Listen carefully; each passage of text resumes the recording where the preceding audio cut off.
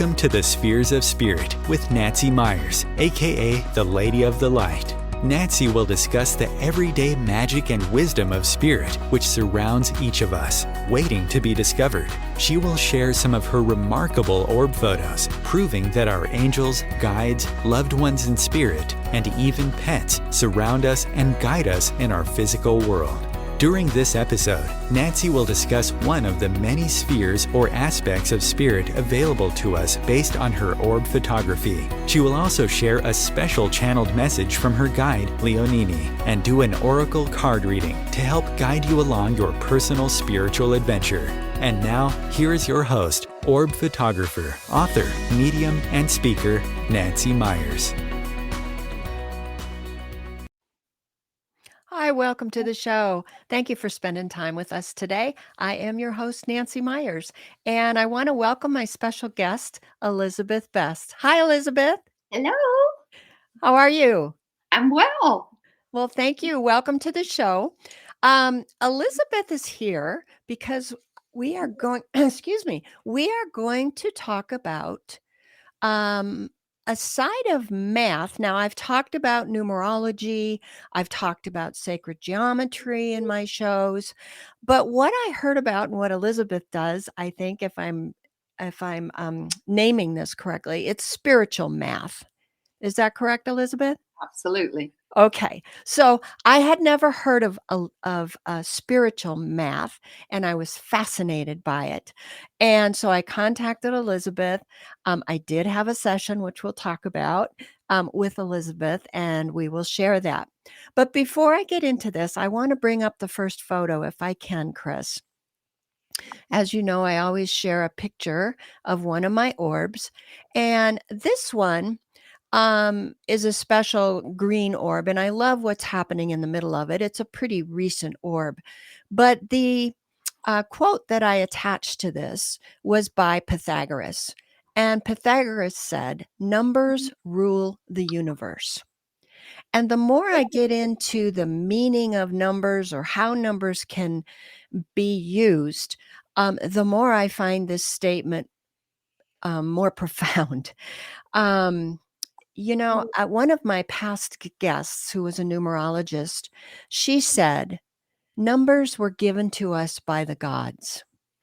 And when you find out what the power of the numbers that are waiting there for us to unlock it, you believe that they really did come from the gods.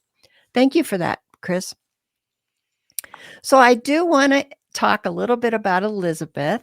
And Elizabeth has a master's degree in psychology from Houston Baptist University. She studied soul portrait art, which I hope we have time to talk about that at the end. And she was first introduced to spiritual math in the 1980s. So, Elizabeth, thank you. And again, welcome to the show. Thank you. I'm thrilled to be here. Well, we are honored to have you. So we talked during my session a little bit about how you got started in this and how math came into your life. Now, I profess math and I don't get along at all. I barely got through geometry and algebra in school, but the power that's behind it is simply remarkable to me. So how did you find this, or did it find you? I think it found me. That would be most appropriate. And how did that occur? Well, in the 80s, I had a lady call me, and she had finished this schooling, and she asked if I would come and let her work on me. And it was using math. And I thought, well, this is interesting. So she would get in your fields and she would do circles and she would say numbers. And she would say them. Say numbers, and as she circled in your fields. And I thought that was interesting. I did notice some difference in me. Right away, or you say you noticed immediately. And I looked at going and getting a degree, getting that information and going to that school. But I decided to go get my master's degree at the same time because it was just that would give me more of a psychology basis to understand people before I got into this. Okay.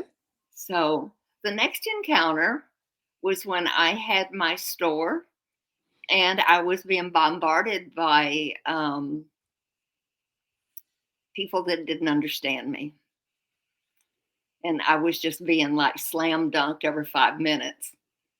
And What kind of store? I had a little fairy store. Oh, okay. I did healing and fairies and all in the same building. Oh, Um, awesome. it was fun. And I was kind of bored in my life, so I decided I'd just go get something silly. And then it blossomed hugely, for sure. But they did not understand me in this little country town, and they just hit me and hit me and hit me and hit me. And I was getting very upset and frustrated. And so one day I just sat still and I went, there's something I'm missing. There's something here. I've always been promised I would be taken care of and watched over By and the spirit world? by the spirit world, Mm-hmm. all kinds of promises. Mm-hmm. And so I'm the dumb one here. So I remember the promise that within 200 yards is an answer to your problem. No matter what, you have an answer. You Was just need that a message given to you by spirit that the that's in the answer is Bible. always within 200 yards? Yes, that is That's really absolutely. interesting. So I sat there and went, okay. So I got into the store and I started tearing it apart to find out where's the answer. Where's the 200 yards? Okay, let's shrink it down. And I ran across a little book that I had bought at a psychic fair sometime before then, obviously. And when I opened up that book, my life changed. Wow. And it was on numeronics was the name of it. And it was a little paperback, $20. And it had all kinds of numbers in there for dealing with what I was dealing with. So in a matter of a few minutes, I changed my world.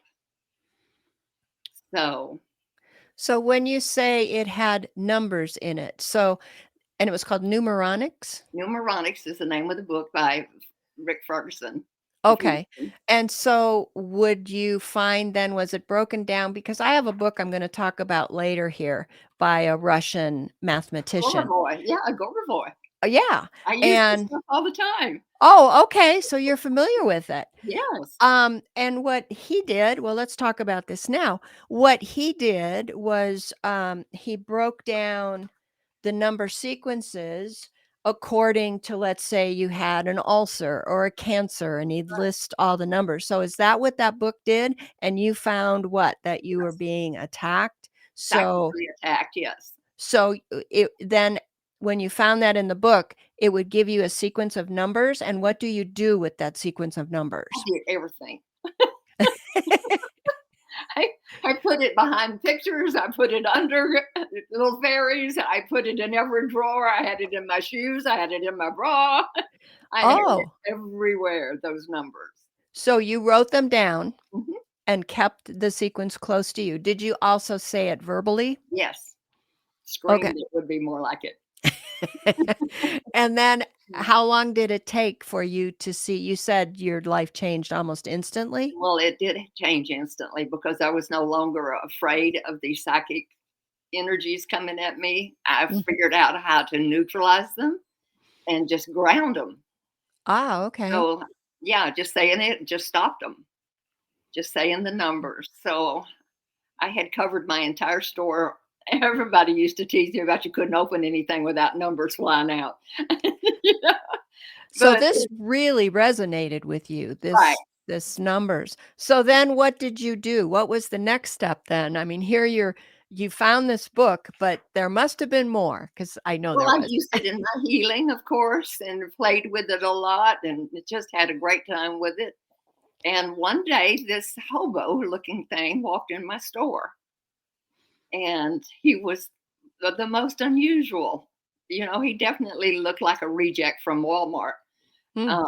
His clothes, his everything. And he says somebody in Colorado had told him to come check on me. And I thought, well, this is interesting. In Colorado. Uh huh. And where were you located? Texas. So he came all the way from Colorado to Texas.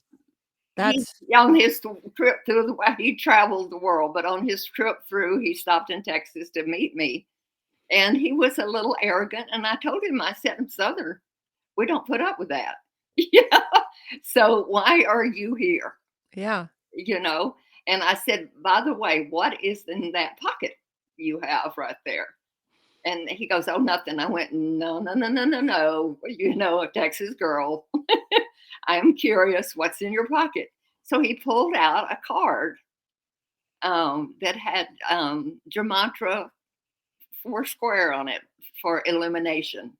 Highest illumination was the one, and the number, the pocket was doing this, and I couldn't ignore it. Oh, wow. So And it was calling to you or oh yeah, it was okay. flashing me. I mean, I couldn't see him for the flashing. Wow. And he pulled it out and he says, "I don't show people this. This is very high energy." And I went, "Well, I'm not telling anybody, not today. What is that?" And he goes, "What are you feeling?" I said, "It's something new in my world and you need to pull it out and show it to me." Wow. So he did. And he was a very strange man. He wanted to sell me rocks. There was a rock shop right behind my building. I said, "The rock shop's back here. He's wonderful. I'll introduce you." And he goes, "I'm supposed to deal with you." Huh. And I went, "Okay, be nice." Wow. Because you don't know, a stranger walks in, you don't know. Yeah, especially So, one that says he was sent to you. right. Mhm. And anyway, time moved on. And he said, I'm supposed to teach you how to do this. And you're the only person I've been told to do this to. I went, "On the planet?" And he went, "Yes." And I went, "Oh, that's strange." So we spent quite a bit of time teaching me how to do Jamandtra, um, which is, assigning numbers to the alphabet. I looked up for our audience because when you first told me, you said, "Have you ever heard of Jamandtra?" Right. And I said, "No." I don't know what Jamandtra is. But so this is what I found out, and please correct me. But Gematria is an alphanumeric code where letters and words in the Hebrew alphabet are assigned numbers. That's values or calculations. It's used commonly in the Jewish culture to understand text, particularly within the Torah, on a more spiritual level. This type of coding practice was thought to be first used back in the 8th century BC. And since then, it has been adopted by the Jewish culture, and similar variations have been used with the Greeks. Arabic and English have then evolved. The concept of gema, gematria, Yeah. stems from the idea that mathematics is the universal language of nature, and within it may be the keys to explaining our universe or evidence of spiritual power. When I read that, I went, wow. So that story that you just said, now I have goosebumps about it literally glowing. And the quote of Pythagoras that I shared at the beginning, kind of makes sense. I did look up though, what is the difference between numerology and gematria? And numerology, as a general definition, is the study of numbers. In biblical terms, numerology is the study of how numbers used in scriptures have a symbolic meaning, like the 12 disciples, 12 tribes. Sure. But the difference between numerology and gematria in simple terms is that gematria is the practice of assigning a numerical value to letters and words and to reveal hidden messages, meanings, where numerology is the study of numbers as they are to decipher their symbolic meaning. Correct. I hope that was clear for the audience because I didn't know what the difference was. When I first learned about numerology, I thought it was, okay, the study of numbers. But this is a practice that you do that is unlike numerology. Right. So this little odd hobo, this this traveler, so then did you begin to study with him? Yes. Yes. We met once a week and for years. Really? Yes. And he opened up so much for me for information. And he was just amazing. So many things that he tried to teach me just went, I'm sorry, I'm just now getting it. This Wow. many years later, I'm going, oh, yeah. And how long ago was this, He Elizabeth? died 5 years ago. So, um, 15, 20 years ago, he started with me, Wow. Just walked in your store walked in the store. and said, "I'm here for you." Yes. Isn't that amazing?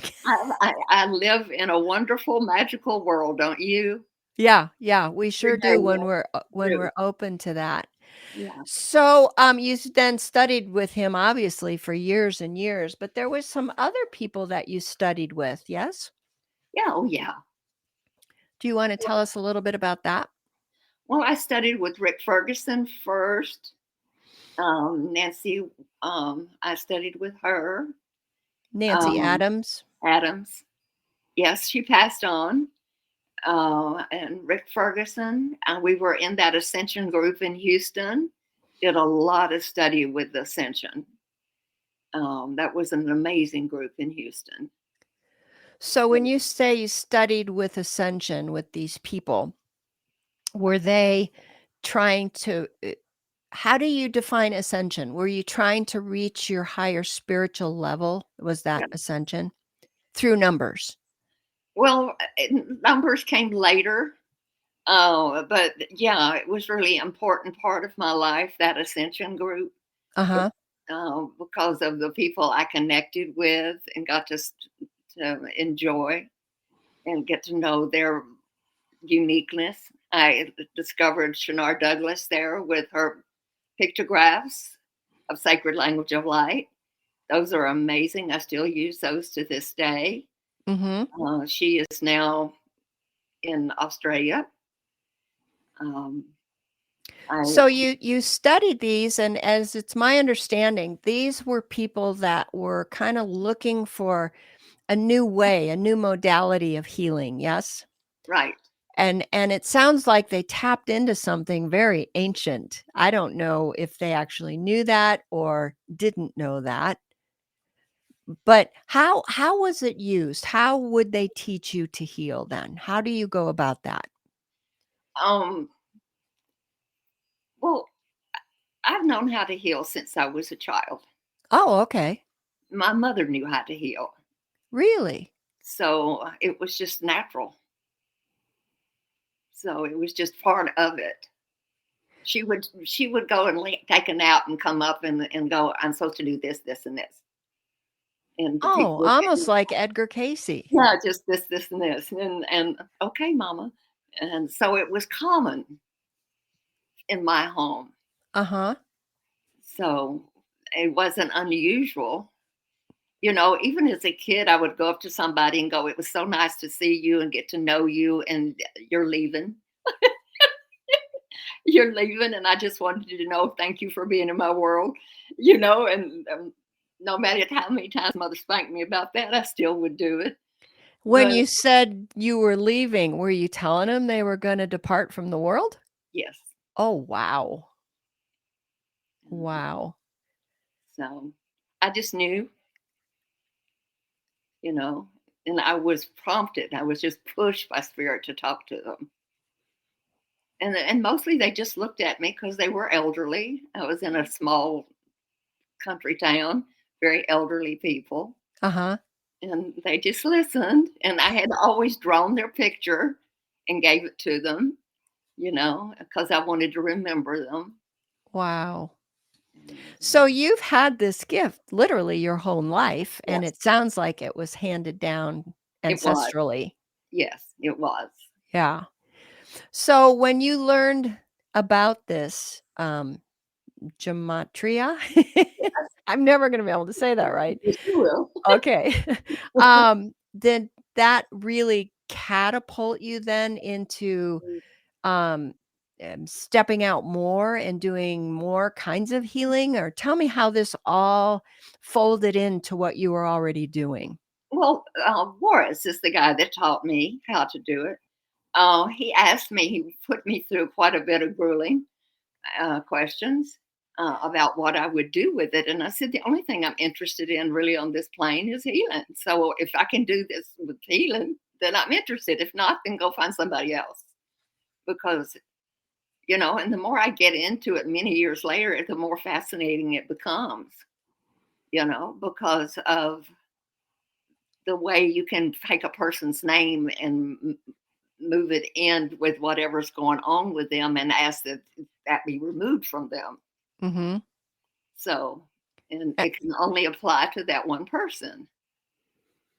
So, And Waris, you said Waris, and he spelled his name Waris. yes. Waris. This was the man from Colorado who had the. Well, he was originally from Pakistan. He was. Oh, that's what I was going to ask you. Arabic. Okay. He was Arabic. And so did he ever explain to you how he came upon this modality himself? Yes. He started going through all of these bookstores and all of these ancient places, and he would come across these ancient texts. And in Pakistan? All over. Oh, all over. Okay. He was a world traveler. There's no doubt about it. He'd find a lot of them in Iran and different places, odd places, that he would find these ancient books, and he would bring them to me. They were all falling apart and very interesting books. Wow. And that he carved out how to do Jamandtra. And he said it was written, unless you were brilliant, you would never figure it out. And he thought that was interesting. Yeah. Because when I looked up the definition of that word, it said that the Jewish culture had been assigning numbers to their letters for a very long time. And when it was spoken, that vibration of speaking those numbers in sequence, in a certain sequence, emitted a frequency. It does. And it was the frequency that you would need either to heal or to take off negative energy. Or, I had a guest once too, Elizabeth, and she heals with sound. She's a sound alchemist.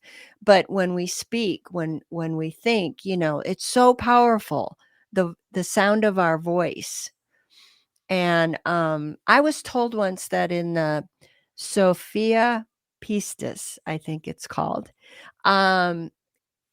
Jesus left instructions of how to raise our vibration through using vowels, a, e, I, o, u, and he gave us the sequence of how to say it. So our voices, in pronouncing either numbers or vowels, really produces an effect. Mm-hmm. So when you, let's say you have a client, me, because I had a session done. Tell me how you go about healing, or what are the steps? How do you discover this? How do you assign the numbers? Because to me, it was fascinating what you did.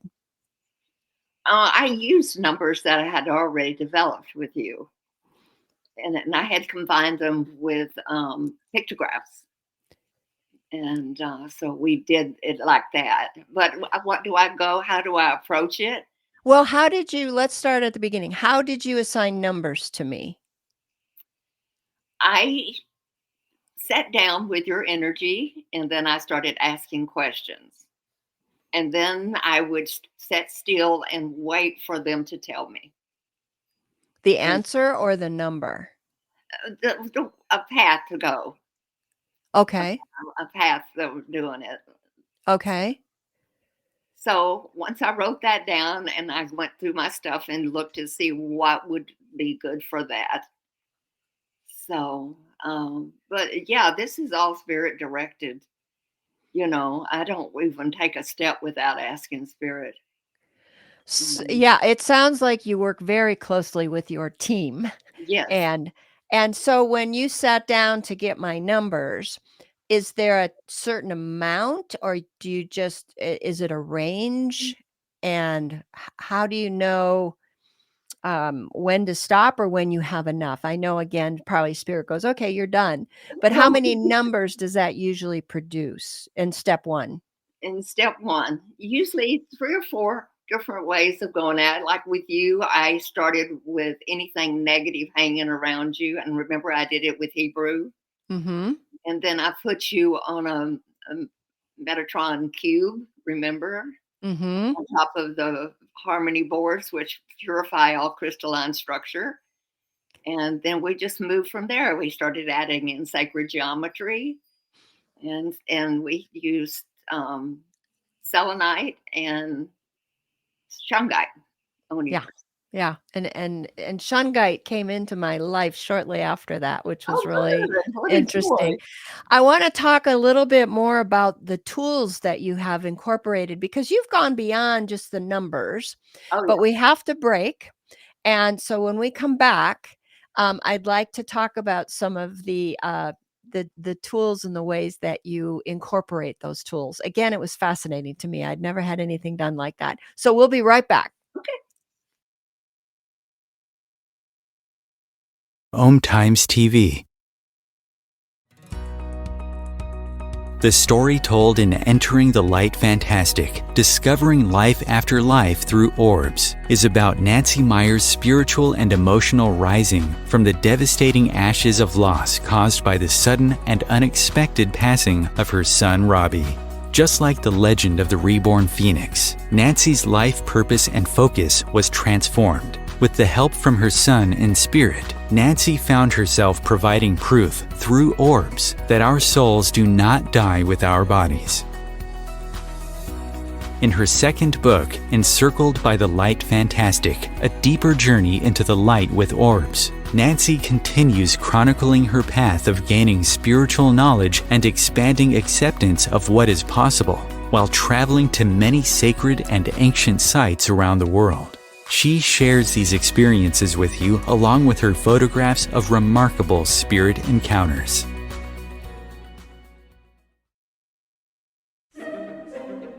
Imagine becoming a super influencer. Reinvent yourself, invest in your brand, and then manifest your success with a robust spheric approach. OMTimes Media and Broadcasting offers a unique and multifaceted way to become the spiritual and conscious influencer you deserve to be by putting your message across our powerful platform with its proven record of integrity and excellence. Through our produced shows, OMTimes offers the opportunity to become a social media TV personality, a radio show host, an OMTimes magazine columnist, and a syndicated podcaster, all in one shot.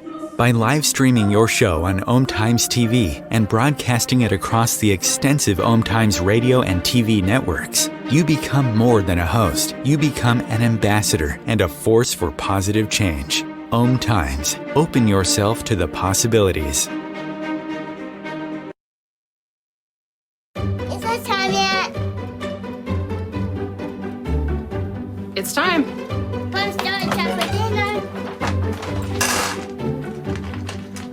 Oh, Time to take those. Faster dinner. Donating pet food is one of the many ways you can help families in your community. Pets and people belong together. Learn more at petsandpeopletogether.org. And we're back. So, we talked about how having a session with you, how it starts. And first you assign these numbers that you get with your team. Mhm. And then you incorporate some pretty fascinating tools. So Yes. tell us some of the tools that you use in your healing work. Well, let's just look at a few. These are the Tesla coils, and you can get these. Just order them. There's like $35 for this, but you can do anything with this. Ah, okay. You can do anything with it. Like if And you had got negativity on a scarf, you could run it through it and clean it, and it's all the negativity is off of it. Anything you so can run through, like a ring, anything to clean it because it's all positive. so it's a cleaner. It It's is a a very energy clear. cleaner. You Okay. can put it on people's chakras and they go explode. Wow. You know, Wow. so I can do that, and then I can come back for the number for that chakra and clean up somebody's feels really quickly. There's a few here I picked real fast. Okay. This is the galactic fire. Isn't it fun? Yeah.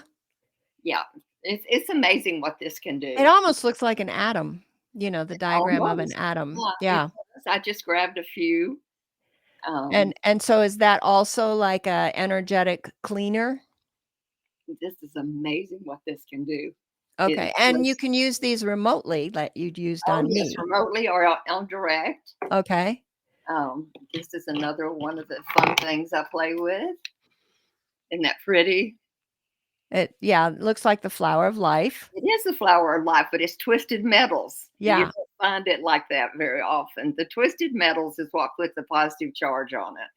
And that's a pretty powerful sacred geometry Yes. form. So Yes, so they took and that and twisted the metal, so it made it a lot more powerful. and those are made out of copper. Yes, this one's Okay. silver. This one's Okay. So what you do then is I think if I remember, is you write down my numbers and you spread them out, and then you use your tools then to assist you in. Now, I got to tell the audience, when I had the session with Elizabeth, I work really hard on keeping myself clean and dealing with, stuff, it's a constant effort, but I thought I was in pretty good shape. And Elizabeth asked me, she said, "What do you want to work on?" I go, "I don't know, whatever comes up. I think I do a pretty good, darn good job." But when you finished, I noticed detectable lightness. right. I felt like there was a weight taken off. And at the end, I told Elizabeth, I can't stop smiling. I didn't realize that I was carrying all this. Most people don't. No, you don't. And wait till you hear my message today from my guide. But we don't realize, I think, how much stuff we pick up and how much stuff we have to deal with on a daily basis. It's No, we just have like no clue. you saying in your store, that people were attacking you, and that's cumulative sometimes. It is. So, I want to talk a little bit, if we can. You mentioned briefly the magic squares. Yes. Tell us about the magic squares. Well, Jamandtra is wonderful that you can take anything and make a number, right? So you take the number and then you through it through a mathematical system, and then you put it into a grid. And the magic squares is a grid of the elements. Each one of those 4 squares has an element, and it's a specialty element. Nowhere can you find how to do these grids. Well, I had never heard it. Is this No. something that Waris taught you? Yes, how to grid them. Uh-huh. You can get whole numbers and you can share whole mathematical numbers from now to eternity. But when you grid them, you get a different frequency out of that number. Each grid has a different frequency. And so with the 4 squares, if you wanted protection for your place, just take a thing and Okay. we get a number about protection for your address and all of that. And then we took it and got the number, and then we would do all the mathematical crunching and statistic stuff, and then we would print out a grid. And one of the things you could do with that 4x4 is you can take the one that's marked air and put it in the air, hang the grid in the air, and then the next one is fire, and you burn it. The next one is water, Uh-huh. put it in the water, and the next one is you put it on earth to accomplish what you want to do with that grid. for protection. Okay. And Or clearing? or clear, you can do it for anything. I just pick protection. Okay. You Okay. can do it for anything. You're never limited. And those numbers that go into that grid are unique to your client, to each Yes. client. So it's not something that you mass produce. No. So you mentioned to me about the magic squares go all the way back to Ben Franklin. Well, way past that, but he loved magic squares. He understood the connection between the math and the deeper meaning of the words because of the math. And also, math goes back to creation. So this math takes you back to creation. So he was fascinated with that. I think Ben Franklin was a very enlightened being. But I did look up the Ben Franklin and the magic squares. Now, for clarification, what Elizabeth is talking about, kind of like a Sudoku puzzle, Yeah. where you fill in. And so let me just share this with the audience. There are different theories as to the history and development of magic squares. It seems almost certain that they were first used in China several thousand years ago.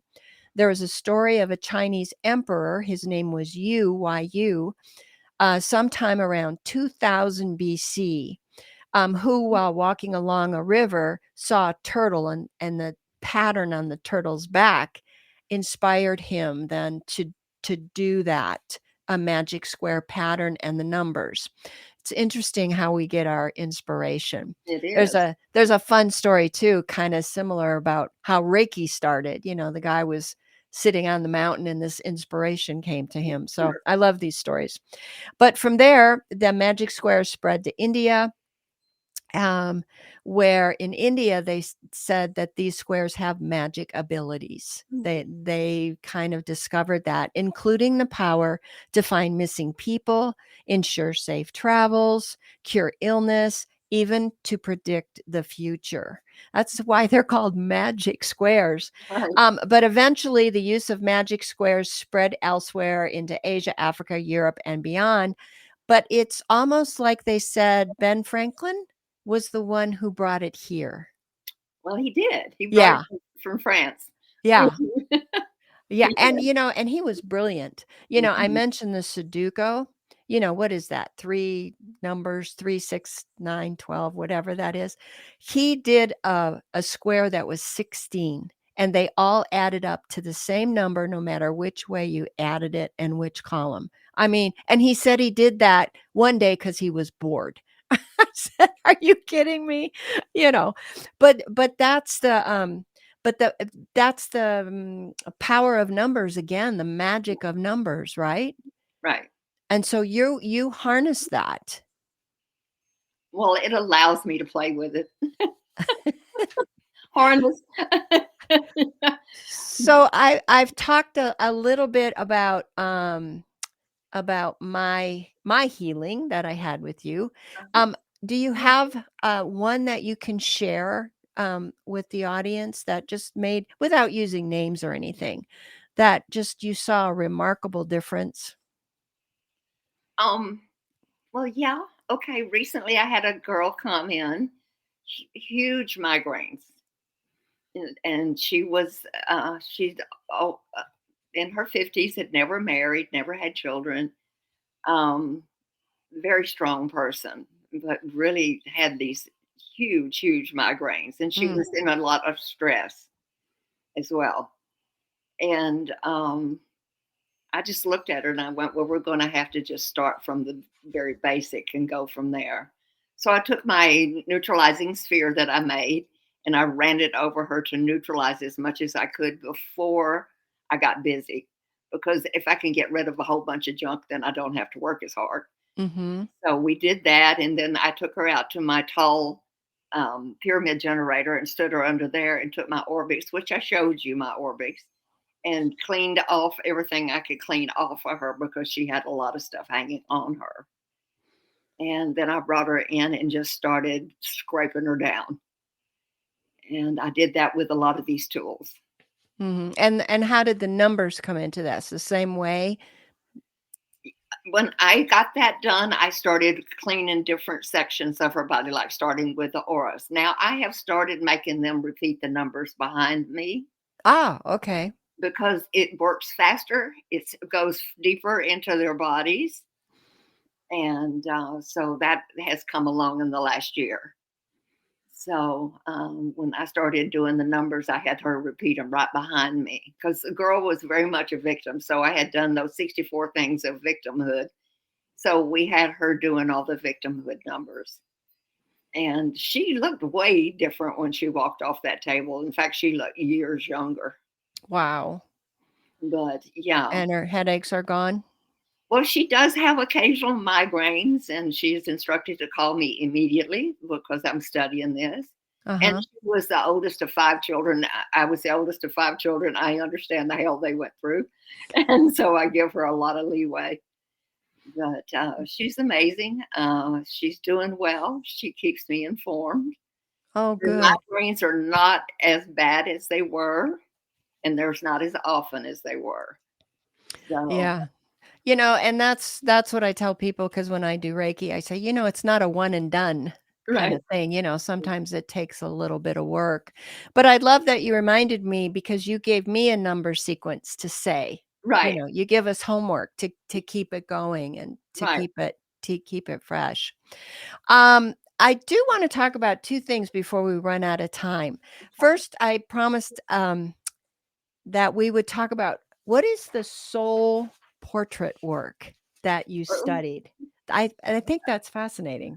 Well, Author Due, he was just an incredible spiritual man. He was such a gift to this planet. And I just mentioned that I was hungering to do artwork. Hmm. So he invited me over, and we did a lot of portraiture work. First of all, we started with me just scrambling with different colors and stuff because I'd never had an art class in my life. And pretty soon I was doing portraitures. Wow. And not great, but improving all the time. So he taught me how to look into a person and be able to put it on a piece of with pastels. I was using pastels and how to put that into the portrait to tell So them the story about themselves. so what differentiates a portrait from a soul portrait?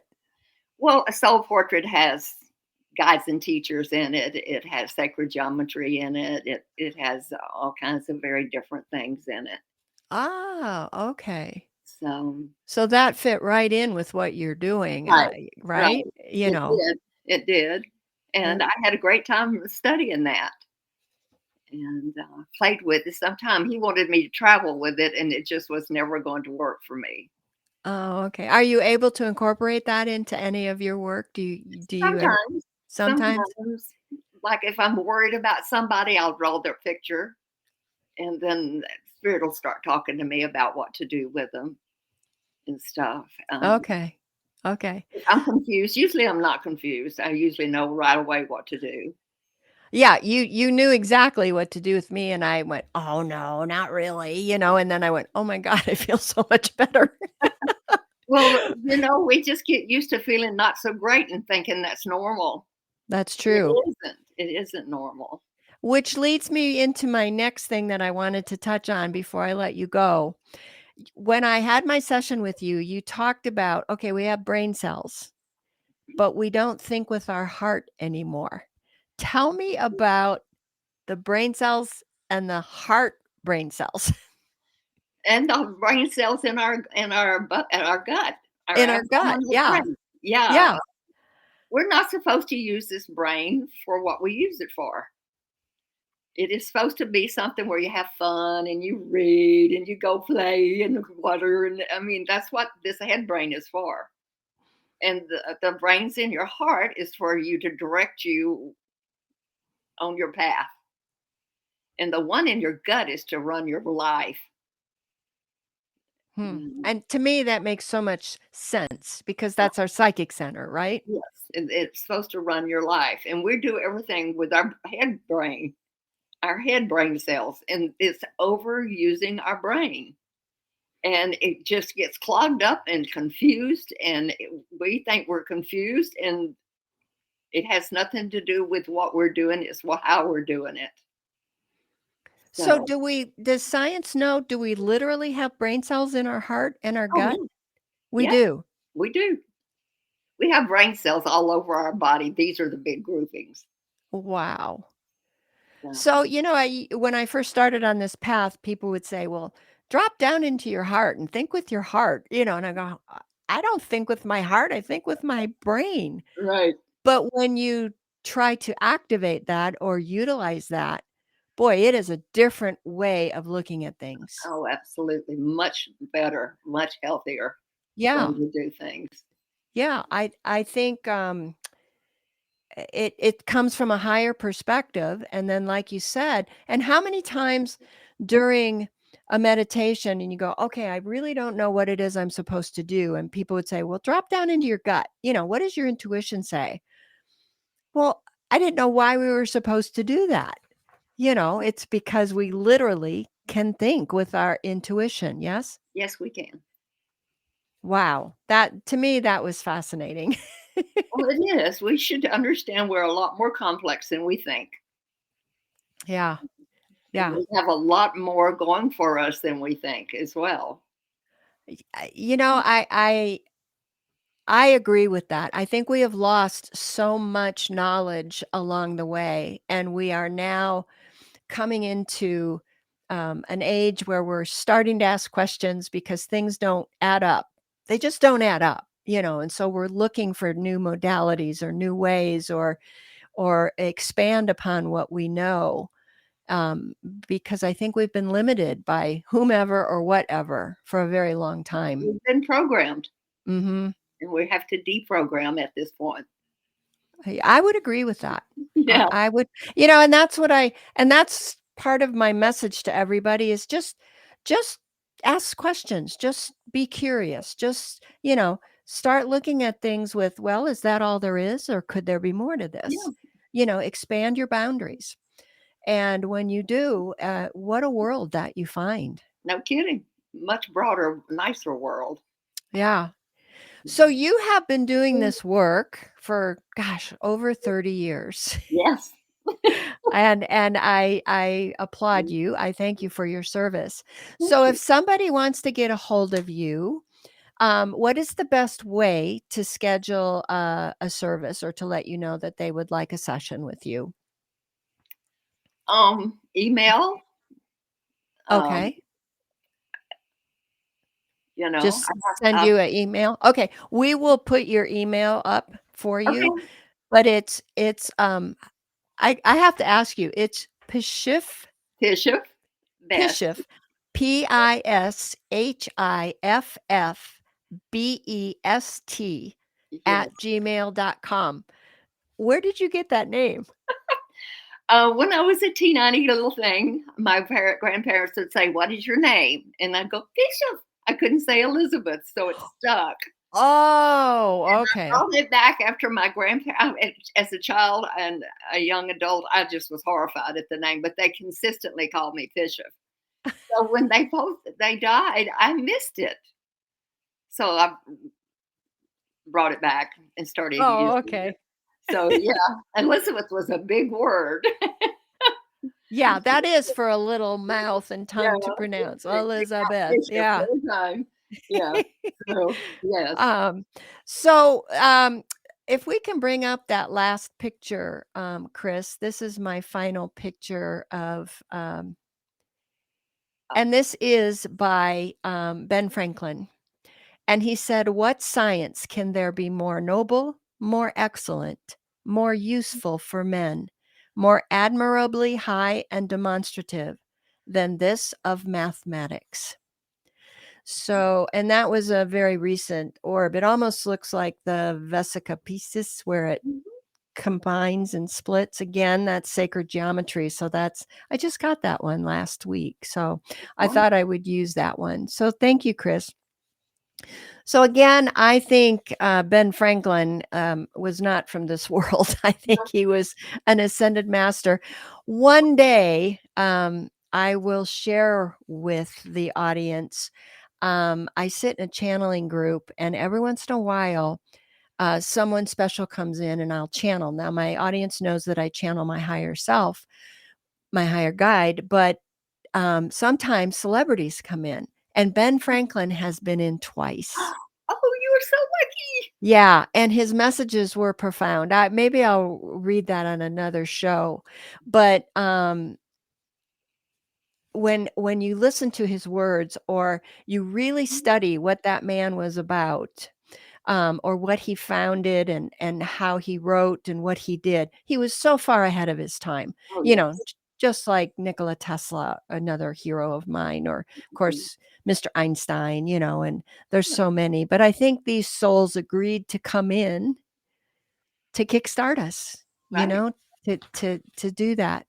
So, Elizabeth, I want to thank you so much for being with us today. It was fascinating to listen to your explanation on spiritual math and how can be incorporated into our lives. So, thank you for that. You're welcome. Thank you so much for having me. My pleasure. We'll have you back again. Good. Okay, take Right. care. Okay, audience, don't go anywhere because I wanted to tell you two things here. I mentioned this book, and Elizabeth and I talked about it. This book is called Practical Guide to Using Number Sequences of Grigory Grabovoi. I know I'm brutalizing that name, and there's his name.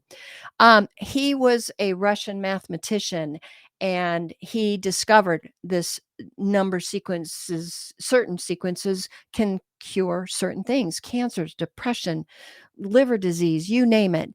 And so there is another book out by him, but this book was like a workbook that was developed. You look up the disease, and he will give you the number sequences, and you can write them down. You can write them on the palm of your hand. You can write them on a piece of paper and put it in your pillow, but just to get that vibration. This book just came out in 19. Grigory's book came out in 2011. His credentials in this book take up 6 pages. So he is a brilliant mind. But if you wanted to check that out, I would highly recommend it. But it seems that numbers, to me at least, are coming into their own. So I have an interesting message. I always sit with my guide and I say, okay, give me a message that kind of dovetails onto the show. And this is and just unusual, firm but gentle. And she showed me a Band-Aid. That's what my guide always shows me, an image first. And I said, a Band-Aid. Okay, where are we going with this? And this was her message. A temporary fix is sometimes referred to as just putting on a Band-Aid. The Band-Aid represents a quick fix, but this does not repair the root of the problem. Why did you need that Band-Aid in the first place? Do your Band-Aids come in the form of substances, of aversion, of diet, or of emotional upsets? When you experience those things, it is because there is something deeper within you that requires more than just a Band-Aid. You learn a lot about the need to heal while on this spiritual path. Why is this?